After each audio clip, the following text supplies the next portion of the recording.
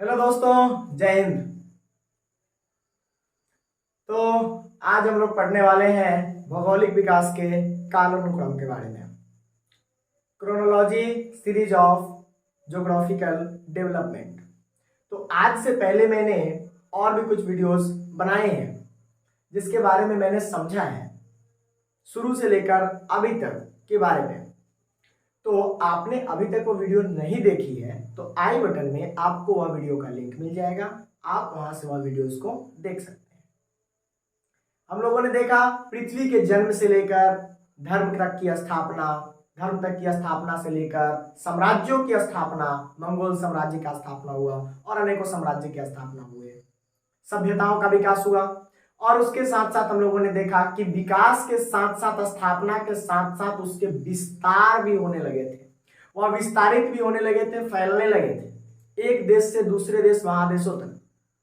अब हम लोग अगले पॉइंट में देखने वाले हैं।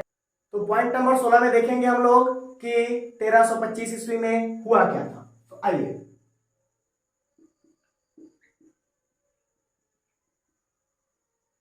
ये 1325 ईस्वी में यहां पे लोग जो थे वह यात्रा करने के लिए निकलने लगे थे।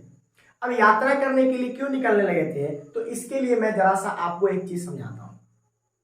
आपको पता होगा कोई भी नया काम आप सीखना चाहते हो, किसी भी नए चीजों के बारे में आप जानना चाहते हो, आप किसी जगह के बारे में जानना चाहते हो, आप किसी नया खोज के बारे में करना चाहते हो, तो आपके लिए सबसे पहले भ्रमण करना, घूमना, एक देश से दूसरे देशों में जाना, एक जगह से दूसरे जगह पे जाना आपके लिए कितना इंपॉर्टेंट है। शायद आपने इस चीज का अनुभव किया होगा कि आप जहां पे है वहां से नॉर्मली आप किसी दूसरे रिलेटिव्स के यहाँ चले जाते हैं। आप अपने जब रिलेटिव्स के यहाँ जाते हैं तो वहां पे आप थोड़े ना थोड़े चेंज को जरूर पाते हैं, जैसे कि वहां के समाज के लोगों का बात विचार, वहां पे लोग कैसे बातें कर रहे हैं, वहां पे लोगों की सोच क्या है, वहां पे लोगों का सोच महिलाओं के प्रति कैसा है, वहां पे लोगों का सोच गवर्नमेंट जॉब के प्रति कैसा है, वहां पे लोगों का सोच व्यवसाय के प्रति कैसा है। अलग अलग जगह पे लोगों के अलग अलग सोच विकसित होते हैं। कहने का मतलब वहां के लोग का जो आर्थिक व्यवस्था है वह कैसे कैसे सुधारना है। तो आप वहां पे जब जगह को जब आप चेंज करते हो तो आप अनेकों चीजों के अलग अलग अध्ययन के बारे में समझ पाते हो। तो इसीलिए यहाँ पे लोग जो थे एक देश से दूसरे देश तक घूमने के लिए और यात्रा करने के लिए निकल रहे थे, क्योंकि अलग अलग जानकारियां उनको प्राप्त। तो इसी प्रकार से एक अरब यात्री थे, अरब यात्री, उनका नाम क्या था, इब्न बतूता। एक अरब यात्री थे, अरब यात्री का नाम क्या था, इब्न बतूता। और ये जो इब्न बतूता थे, इनका जो जन्म हुआ था वह तांगीर के मोरक्को में हुआ था। इनका जन्म कहां हुआ था, इनका जन्म जो हुआ था तांगीर के मोरक्को में। और ये घूमने का स्टार्ट किए, ये भ्रमण करना स्टार्ट किए, यह एक प्रकार के यात्री थे, यात्री के रूप में जाने लगे क्योंकि इन्होंने बहुत। अब देखते हैं कि ये कहां से लेकर कहां तक घूमे। तो आप देख सकते हैं यह जो है शुरुआत इनका उत्तरी अफ्रीका से लेके मिस्र तक है।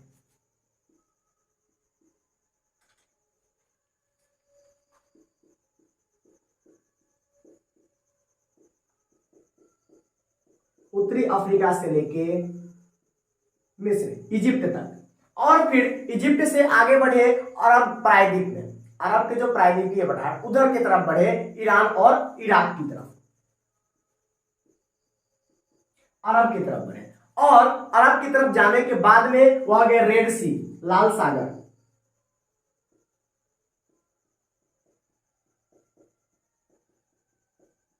और लाल सागर से घूमते हुए इन्होंने फिर अगला स्थान कहां पे देखा, यमन, यमन के बाद में पूर्वी अफ्रीका। यहां से इन्होंने बढ़ते बढ़ते यमन, यमन के बाद में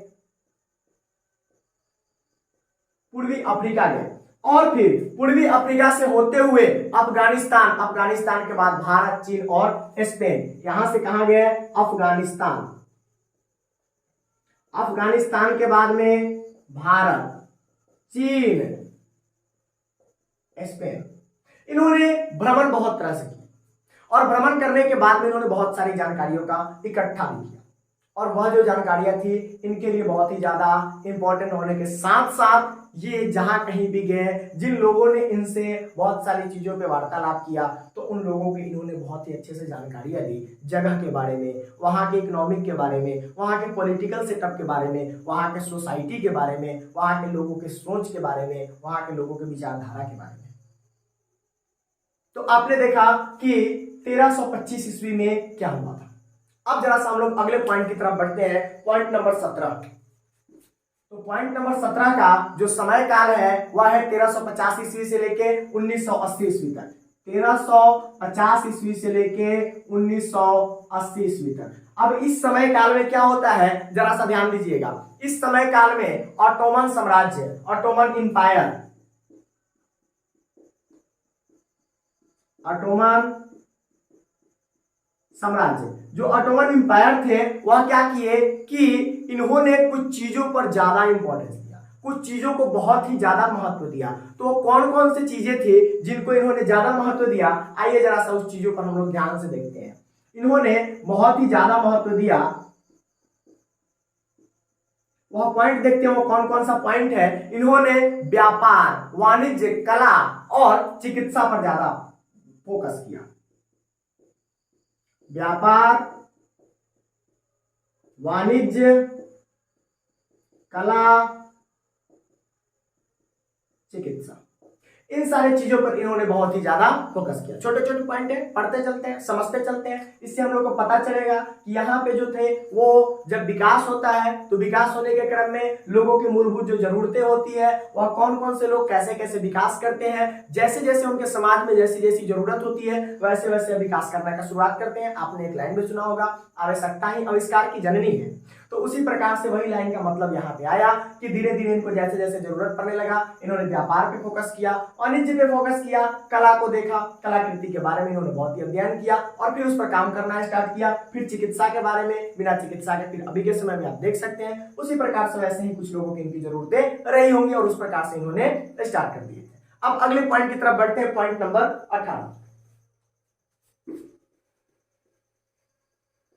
पॉइंट नंबर 18 में क्या होता है जरा देखिएगा। पॉइंट नंबर 18 जिनका समय काल है 1400 ईस्वी।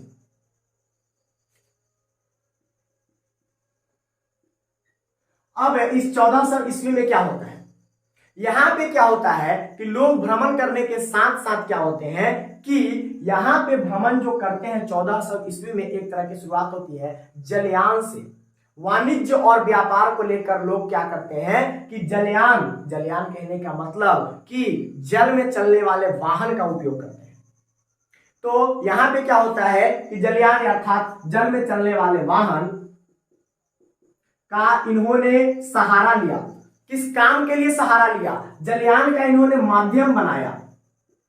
किस काम के लिए इन्होंने माध्यम बनाया, तो वह काम था वाणिज्य और व्यापार। वह काम क्या था, वाणिज्य और व्यापार। तो इस प्रकार से इन चीजों को इन्होंने धीरे धीरे धीरे धीरे आगे की तरफ बढ़ाया।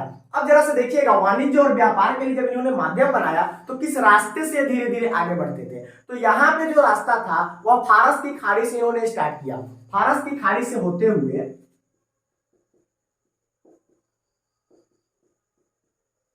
फारस की खाड़ी से होते हुए ये गए इंडियन ओशियन की तरफ। इंडियन ओशियन, हिंद महासागर,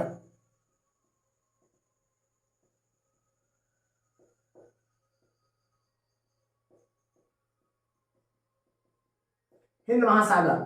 और इस हिंद महासागर से होते हुए यहां से इन्होंने नए नए रास्ते, समुद्री रास्ते का खोज किया। अब नए नए समुद्री रास्ते का खोज किया क्योंकि जरूरत है, जब आपको व्यापार करना है, आपको एक जगह से दूसरे जगह जाना है, तो आपको नए नए रास्ते खोजने की जरूरत पड़ेगी। और यही हिंद महासागर जो था वो भारत में गोवा से एंट्री दिया। आपको पता होगा हिंद महासागर वहां से जो हुआ गोवा, भारत के गोवा से लोग आने लगे धीरे धीरे। तो इस चीज को आप जरा समझिए कि यहाँ पे लोगों ने 1400 ईस्वी में क्या किया था कि जल में चलने वाले जो भी वाहन होते हैं, जो भी शिप्स होते हैं, उन सबको माध्यम बनाया। और वह किस काम के लिए माध्यम बनाया, अपने वाणिज्य और व्यापार के लिए। और आपको पता होगा अपने भारत में बहुत सारे अलग अलग देशों से लोग आए थे व्यापार करने के लिए, और उसके बाद में क्या हुआ तो कहानी हम लोग धीरे धीरे समझेंगे। पहले यहाँ पे समझ लेते हैं वाणिज्य और व्यापार। इसके अगले पॉइंट पे समझेंगे कि कौन कौन से लोग वाणिज्य और व्यापार करने के लिए आए। तो वाणिज्य और व्यापार करने के लिए, वाणिज्य और व्यापार करने के साथ साथ यहाँ पे क्या होता है कि किस रास्ते से ज्यादा व्यापार करते हैं और जाते हैं, फारस की खाड़ी से होते हुए हिंद महासागर में पहुंचते हैं और हिंद महासागर में आने के बाद गोवा से एंट्री करते हैं। एंट्री करते कहाँ है उसको देखते हैं जरा। इंडिया में आने के बाद वो कौन कौन से लोग आते हैं और किस कारण से आते हैं, जरा सा अगले पॉइंट में देखते हैं। पॉइंट नंबर 19 पे आते हैं। तो पॉइंट नंबर 19 में जो इसका समय काल है वो 1400 ईस्वी से लेकर और 1600 ईस्वी तक है।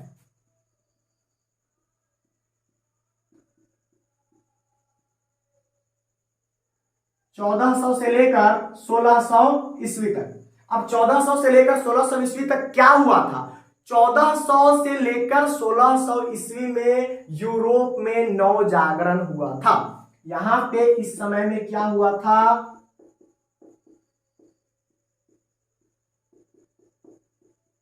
यूरोप में नव जागरण हुआ था। अब यूरोप में नव जागरण होने का कारण, वहां पे नवजागरण होने का मतलब यहाँ पे होता है पुनर्जागरण, अर्थात लोग धीरे धीरे धीरे धीरे जगने लगे और नए चीजों के बारे में लोग सोचने लगे, अर्थात नए नए चीजों को खोजने लगे, नए नए चीजों को समझने लगे। उस कारण यहाँ पे क्या हुआ है, यूरोप में वहां पे बताया गया कि नवजागरण का शुरुआत हुआ। अब नवजागरण जो था वो अनेकों क्षेत्रों में हो सकता है, लेकिन नवजागरण यहाँ पे किस क्षेत्र में हुआ? नवजागरण यहाँ पे हुआ था भौगोलिक क्षेत्र में। भौगोलिक क्षेत्र के खोज प्रारंभ हुई, यहाँ पे भौगोलिक चीजों के बारे में लोग खोजना प्रारंभ किया, भौगोलिक खोज प्रारंभ हुआ। अब भौगोलिक खोज प्रारंभ होने के साथ साथ क्या होता है कि यहाँ पे अनेकों तरह के लोग अनेकों रास्ते का खोज करते हैं, और वह जो रास्ते का खोज था और रास्ते का खोज करते करते करते करते इनको इंडिया में एंट्री दिया। और आपको पता है कि विदेशी व्यापारी के रूप में क्रिस्टोफर कोलंबस 1492 ईस्वी में इंडिया में आए थे। कौन आए थे?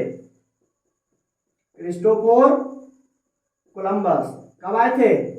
1492 ईस्वी में। किस काम के लिए आए थे? मैंने आपको पिछले पॉइंट में बताया, वाणिज्य और व्यापार करने के लिए। किस काम के लिए आए थे? वाणिज्य और व्यापार करने के लिए। क्रिस्टोफर कोलंबस 1492 ईस्वी में वाणिज्य और व्यापार करने के लिए आए थे। किस रास्ते से आए थे? समुद्री मार्ग से आए थे, और समुद्री मार्ग का धीरे धीरे खोज करते करते वो कहां तक पहुंचे? इंडियन ओशन से होते हुए, गोवा से होते हुए यहाँ पे एंट्री किया इन्होंने। अब इसके साथ साथ कौन कौन है? इसके बाद में वास्को डी गामा।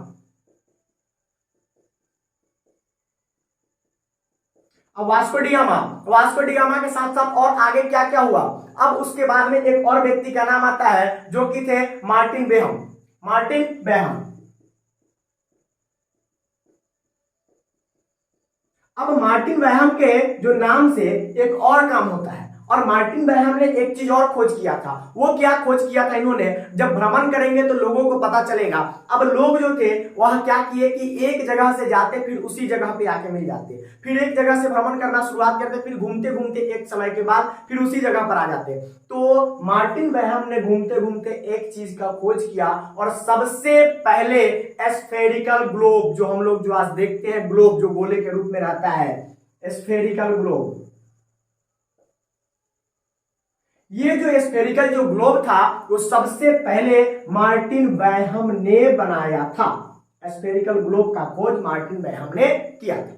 अब इसके अगले पॉइंट की तरफ चलते हैं कि यहां पे एक और कौन आए थे?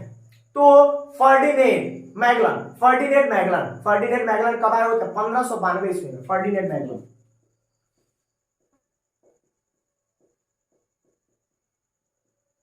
कब आए हुए थे? फर्डिनेंड मैगलन जो थे वो 1592 ईस्वी में, सॉरी 1592 ईस्वी में आए हुए थे। और ये जो 1592 ईस्वी में आए हुए थे, यह किस चीज के लिए आए हुए थे? तो नाव की मदद से विश्व भ्रमण के नाम से विख्यात थे। इन्होंने क्या किया था? नाव की मदद से विश्व भ्रमण।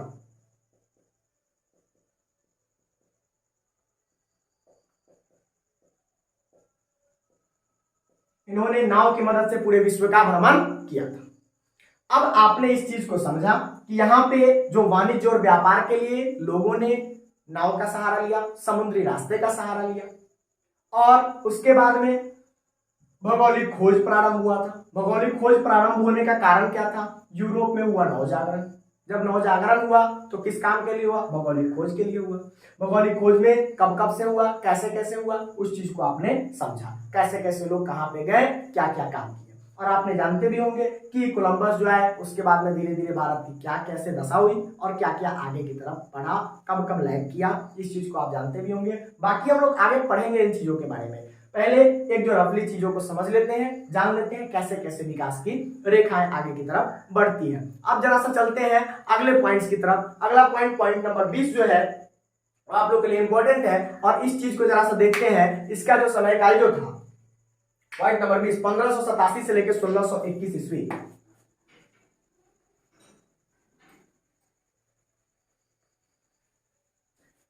पॉइंट नंबर 20 देखते हैं। इसका जो समय काल था वह 1587 ईस्वी से लेके और 1587 ईस्वी से लेके 1621 ईस्वी तक।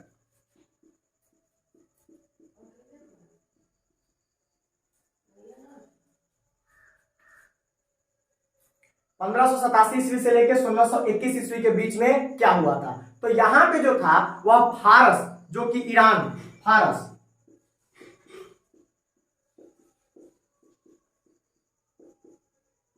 और यहां पे जो ईरान में फारस में क्या हुआ था, यहां के राजा अब्बास, यहां पे राजा जो थे उनका नाम क्या था? यहां के तो राजा अब्बास। और राजा अब्बास जो थे, या राजा अब्बास किस वंश के थे? राजा अब्बास जो थे सफविद राजवंश के थे। किस राजवंश के थे? सफविद राजवंश। और इन्होंने क्या क्या किया? तो ये जो थे एक शहर का स्थापना किए, और वो जो शहर था बहुत ही बड़ा शहर, और उस शहर का नाम क्या था? इस्फहान शहर। इस्फहान शहर।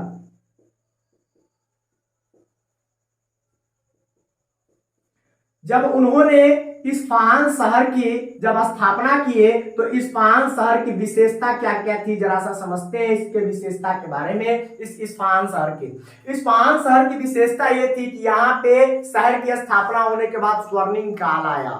स्वर्णिम काल अर्थात सोने का काल, सोने का समय।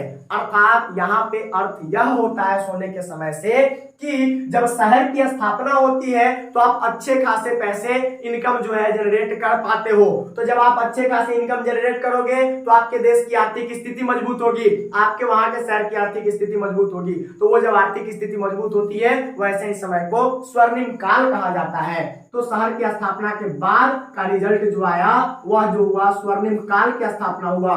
और उसके बाद में अगला क्या होता है कि यहाँ पे जो होता है बृहत अर्थव्यवस्था, जो कि मैंने आपको बताया कि अर्थव्यवस्था जब बढ़ेगा तो स्वर्णिम काल आएगा। तो अर्थव्यवस्था जो हुआ वह बढ़ा। तो यहाँ पे आप समझ सकते हैं अर्थव्यवस्था जो था, बृहत अर्थव्यवस्था यहाँ पे होने लगी थी। अर्थव्यवस्था बहुत ही ज्यादा डोमिनेंस होने लगी थी। और उसके बाद में एक चीज और था, यह इस शहर की एक और बहुत ज्यादा अच्छी खासियत थी। सबसे पहले इतना बड़ा शहर, अर्थात इस शहर में सबसे पहले जो था 6 लाख से ज्यादा लोग, 6 लाख से ज्यादा लोग, अर्थात यह एक महानगर के रूप में उभर कर निकला। इसके स्थापना के बाद आप कह सकते हो महानगर की स्थापना हुई।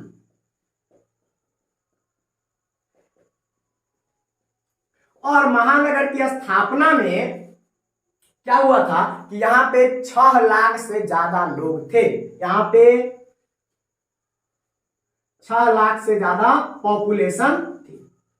तो आपने अभी तक ये समझा होगा बहुत सारी चीजें, कैसे कैसे लोगों का डेवलप हुआ, कैसे कैसे लोग आए, कैसे कैसे पृथ्वी का इन्वेंशन हुआ, धीरे धीरे से लेकर साम्राज्य का उदय हुआ, साम्राज्य को उदय से लेकर लोग भ्रमण किए, भ्रमण करने के बाद में लोग भौगोलिक चीजों के बारे में जाने, एक दूसरे के देशों के बारे में जाने, वहां के संस्कृति के बारे में जाने, समाज के बारे में जाने, एक दूसरे से सीखे। सीखने के बाद में अपने अपने लोग स्टेबल खुद होने लगे और अपने अपने राज्य का विकास करने के लगे, अपने अपने साम्राज्य का विकास करने लगे। साथ ही साथ आपने उसका एक एग्जाम्पल भी देखा को यहाँ पे फारस, ईरान में राजा अब्बास जो कि सफविद राजवंश से बिलोंग करते थे, यहाँ से अब वो जो थे इब्साहान शहर का स्थापना किए और यह जो शहर था वह बृहद अर्थव्यवस्था धारण करने वाला था। एक शहर का स्थापना होता है तो अर्थव्यवस्थाएं बहुत बढ़ जाती है, वहां की आर्थिक स्थिति बहुत मजबूत हो जाती है। आर्थिक स्थिति मजबूत होगी, वैसे ही समय को स्वर्णिम काल कहा जाता है। स्वर्णिम काल, स्वर्णिम युग अर्थात सोने का युग, अर्थात चमकता दमकता युग। और जब वह स्वर्णिम काल था तो इस शहर की एक और विशेषता थी कि यह महानगर के रूप में धीरे धीरे तब्दील हो गया और महानगर की एक स्थापना हो गई, जहां पे सबसे पहला ऐसा शहर था जहां पे 6 लाख से ज्यादा लोग एक साथ रुके हुए थे, एक साथ वहां पे रहते थे।